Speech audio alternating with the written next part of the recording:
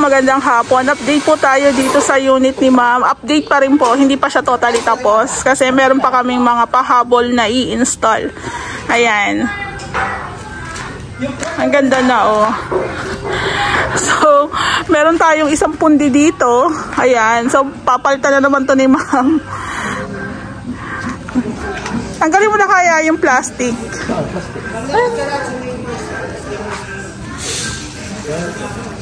Ayan. Ilang bumbilya pa kulang? Dalawa lang yun nandyan. So, meron din po pala si ma'am mailbox. Meron din po palang si ma'am mailbox. Ayan. Wala ba itong laman? Ayan po siya. So, meron na lang po kaming mga tawag dito, solar lights na i-install dito sa may taas ni ma'am. Ayan. Sa second floor. Tapos, yung mga ilaw po pala ni ma'am, wala pa siyang bumbilya. Ano ba yan? Tapos, ayan.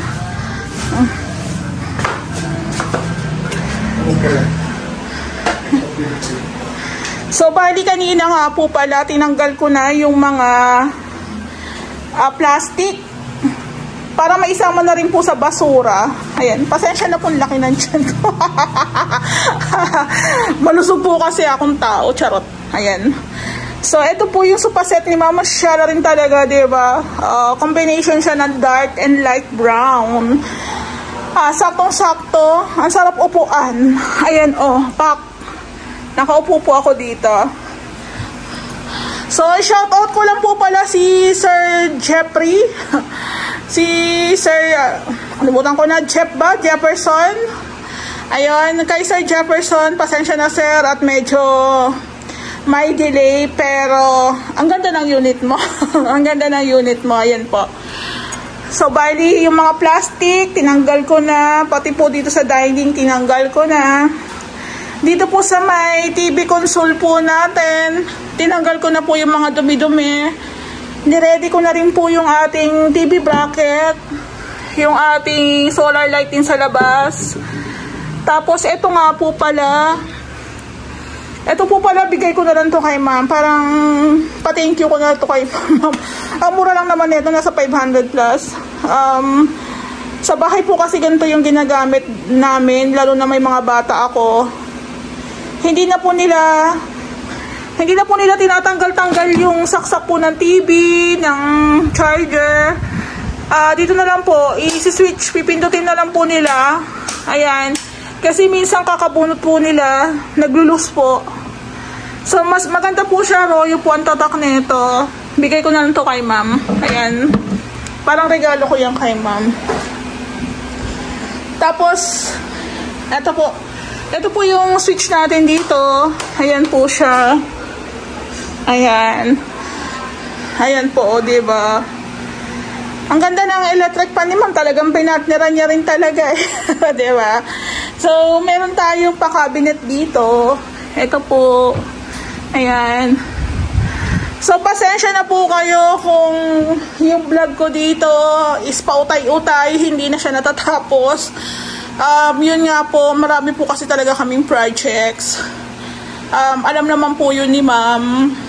So, ang kagandahan din po kasi dito kay ma'am, nakakahinga po kami kasi hindi po kami minamadali since hindi naman po pa agad nila to titirahan. Pero yun nga, sabi nga sa amin ni ma'am, ma'am, take your time, kahit unahin nyo pa yung ibang projects nyo kasi nga po, halos buo naman na daw yung bahay nila.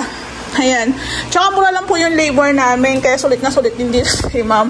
So, ito po yung kwarto dito sa baba, na ang peg po is hidden door ang peg neto. Ayan po. So, dito naman, no need naman po si kuya, kasi si kuya po ang magkakwarto dito. No need naman si kuya maghawak-hawak pa, kasi ipupush niya lang po to. Ayan.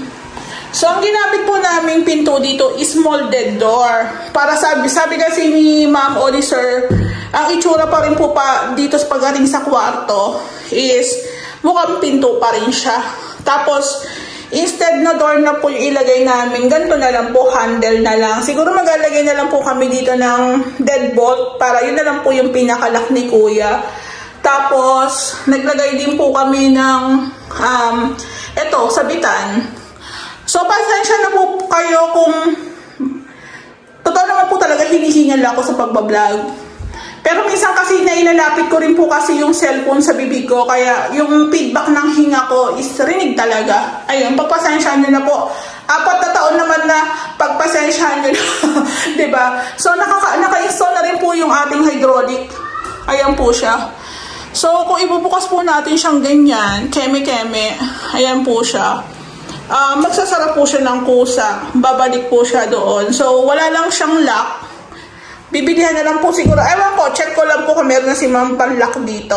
Ayan po. Picturean ko. Ayan. So, sa unit ni Kuya, sa kwarto ni Kuya, meron po siyang 180 by 2, 1, 2, 3, parang 250. 180 by 250 po siguro ang sukat ng kwarto ni Kuya. So, nakahanging cabinet po kami para, tawag dito, yung space po para sa bed is hindi makain. Ayan. So, bali ma'am, dito ko po nilagay yung ibang mga gamit. Binuksan ko na para may tapon ko na po yung mga plastic. Yung mga sobrang ilaw po nandito. Ayan po. Ma'am, ito nga po pala, wag natin tong itapon. Kasi actually, pwede pa pala to. Papalitan lang natin nung pinaka-LED niya. So, dito ko na lang siya ma'am nilagay ha. Ayan, baka sa mga susunod na araw, taon, buwan, baka gamitin nyo. So, kung napansin ko lang, meron lang pong mga konting mga gasgas. Nagasgasan siguro pagpasok ng mga ibang materyales, mga ibang accessories. Ayan o. Ayan po. Ito kay ma'am to. Kay ma'am yan. So, yung bintana ni ma'am nabutas, na wala pong salamin, na ilagay na rin po ni Ray. So, okay na. Pwede na rin po natin ibaba yung ating blinds dito. Ayan. So, depende po sa inyo kung anong mas preferred nyo. Si ma'am, ang pintura niya is light gray.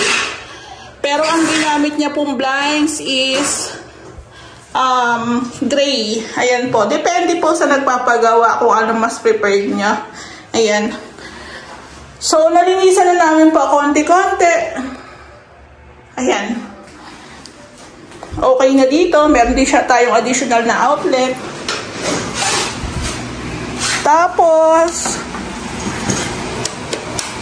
dito po pala sa may kitchen, nalagay na, kapit mo yung ano ni ma'am, yung handle. Nalagay na po ni Ray yung ating tangke, na testing na rin. Actually, may tunog siya kanina.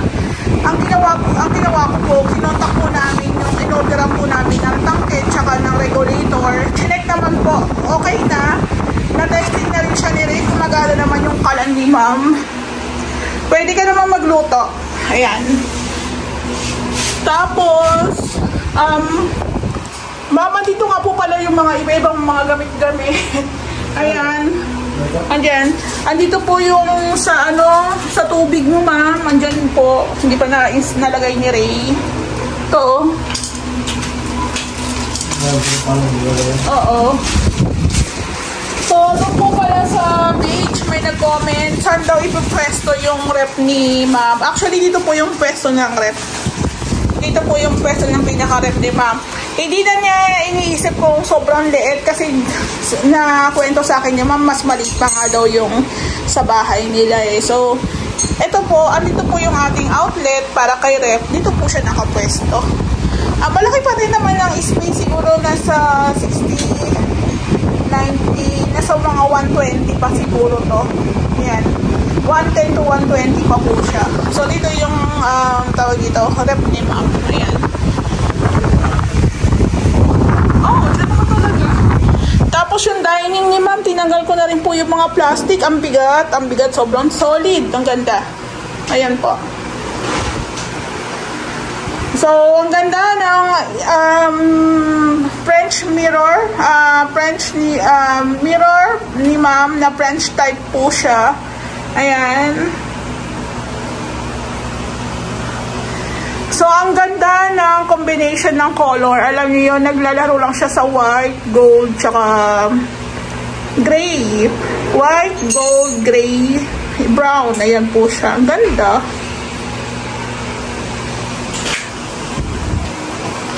So, hindi po yata namin kakayanin ng mga may kabit lahat. Baka po bukas na yung iba. Tapos, ito na po yung kalakrima mo. Picture. Ayan, no? Ayan po. Tapos, yung sa CR naman, sa bathroom, iniisip din kung anong problema. Sabi ko, ma'am, wala naman pong problema. Okay na, ma'am, yung ano mo, oh. Ayan, oh. Ayan po siya. Ayan. So, napalitan na po namin yung ilaw ni ma'am na napundi. Okay na siya. Tapos, ito nga po pala, ito nakaraan, hindi pa po ito nakapix. O, okay na rin siya. Tapos, testing po natin. Ayan, gumagana po yung ating laboratory na meron po siyang cabinet na kasama na meron po siyang kasama na rin na drawer keme. Ayan po. So, yung toilet ni ma'am, check natin.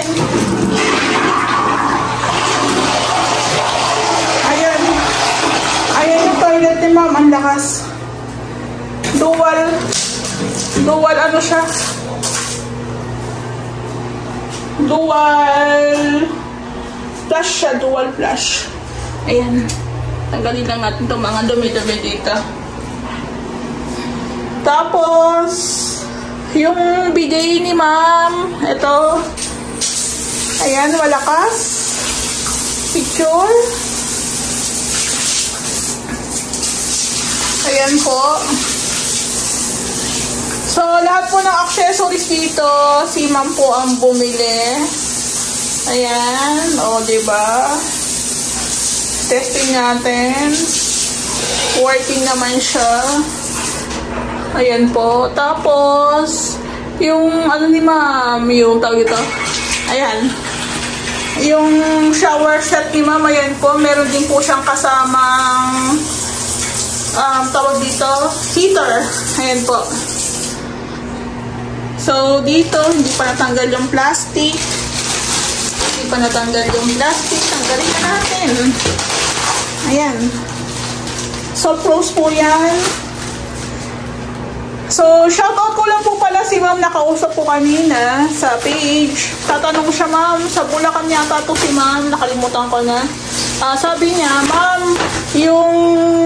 yung toilet daw niya, yung unit niya is 2019 pa na turnover, pero yung flush tank, yung tanke po is parang basag, may crack na. So sabi ko nga, kung pwede mo i-concern kay Lumina, baka po pwedeng palitan nila, pero kung hindi na, mas maganda po palitan nyo na lang ma'am, katulad po neto. Ayan po. Standard size naman po yan. May mga standard size tayo. Ayan. So, ito po yung kanyang brand. Ayan. So, wait lang po. Itatapon ko lang to. So, actually, yung unit ni ma'am tapos naman na po to. Meron lang po talagang mga iilan na hinahabol pa natin. Ayan, ang ganda na, o, diba? So, pagdating naman po dito sa taas, ayan, meron lang akong i-share sa inyo. Actually, common na sakit po ito ng unit natin dito sa Lumina. Kahit po sa Angelic Townhouse na unit ko, nagkakaroon po talaga ng crack lines dito. Possible, doon po sa exterior nito is may crack lines, tapos pinasok po ng tubig. So, ang gagawin po namin dito is lalagyan po namin ng waterproofing doon, yung mga crack lines sa labas. siguro sa mga susunod na araw na makakabalik kami. Tapos ito po is, siguro tatanggalin po namin to. Tapos mamasilyahan, hahabulin ng masilya, then pipinturahan po ulit. Hindi ko lang sure kung meron pang pinturang ganito, pero kung halimbawa wala na, pwede naman po kami magpatimpla ng 1 liter. Meron po talagang mga, ayan o. Ayan. Ibig sabihin po, pinasok po siya ng hangin tsaka ng tubig. Ayan o. Ito po. So, baka po ito is ipapaayos ko sa pintor ko to. Papaayos ko po siya sa pintor ko. Kailangan bago po namin to ayusin, malagyan po muna namin ng waterproofing sa likod. Sa, ano nito, sa likod na parte. Kasi ito, harap, likod. Yung likod. Ito naman po talaga, is prone po talaga yan sa leaks. Ito. So, ito may waterproofing to, may sista. So, ito para ipapahiram po natin ng sista. Buti na lang hindi namin inubos yung sista ni ma'am. Ito lang naman po siya, oh. Siguro mga 60 cm po yung haba nung ano niya. Nasabi ko na to sa may-ari, eh. So, yun din po yung kagandahan na hindi pa namin siya totally na turn over kay ma'am. Kasi, ayun, pwede pa namin maayos kung ano yung mga possible na lalabas na mga problema dito. So, dito nga po pala sa room, yung seal po sa pinto, ayan, nalagay na rin po siya ni Ray. Ayan po siya. Ayan. So, ito ma'am, gumagalaw lang to ma'am, i-move mo lang ng konti. Ayan. Dapat nga nito nilalagyan ng ano eh, ng parang ribbit. Kasi maluwag po siya eh. Kahit sa bahay po maluwag. So, carry lang din naman po ito. Pwede mo naman siyang ayusin lang ng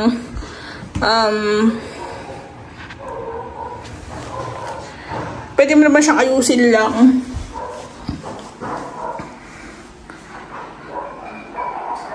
So, ito po yung sinasabi ko sa inyo na ginawa din po namin to na nauna rin po yung tiles. Minsan po kasi mag-4 years na po kami, kinukuha po kasi namin yung level ng ceiling pag naikabit na po namin yung tiles. Kaya po karamihan po sa gawa namin, nauuna po talaga yung tiles.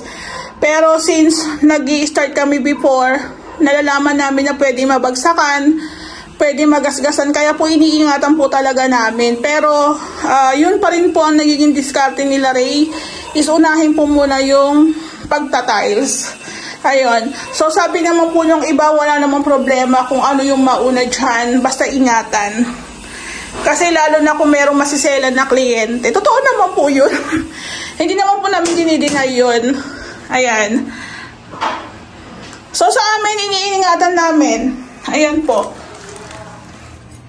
Ayan.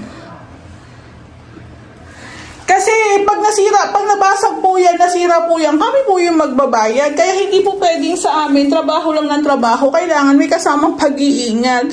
Kaya minsan, doon sa mga, hindi ko masabi kung nagbabash or nagmemema lang. Hindi ko na lang po pinapansin yung iba. Hinahayaan ko lang po sila. Pero yun nga, kung pangit yung gawa namin, wala sa, hindi maayos, siguro walang nagpapagawa sa amin ngayon, 'di ba? Siguro wala kaming trabaho. Ito nga rin po pala, isa rin to sa napapanood sa vlog, sa page, is pinagdikit daw namin yung hagdan dito po sa handrail.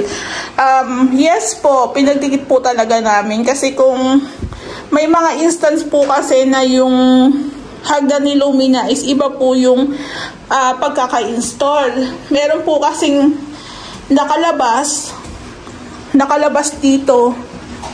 Minsan naman, nakapasok po doon. Minsan, mismong pag-install nila ng handrail is hindi pantay. Since ito pong kay na ma'am is umuuga-uga po ito, tinabihan na lang po talaga namin to. Pero wala namang kaso eh. Kasi wala, hindi, pag umaba nga tayo, hindi naman din natin yan hinahawakan. Diba? Tulad dito. Ayan po. So, malapit na rin po atang matapos yung paghahakot ng mga baso-basura. Ayan.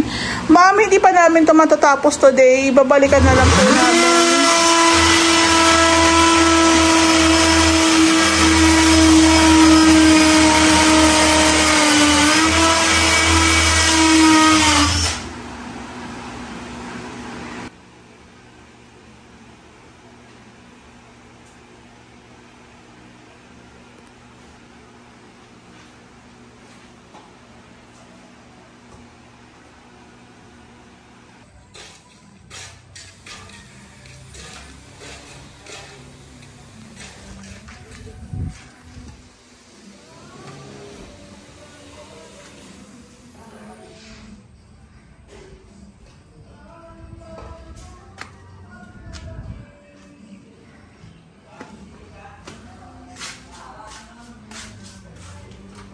Tara na.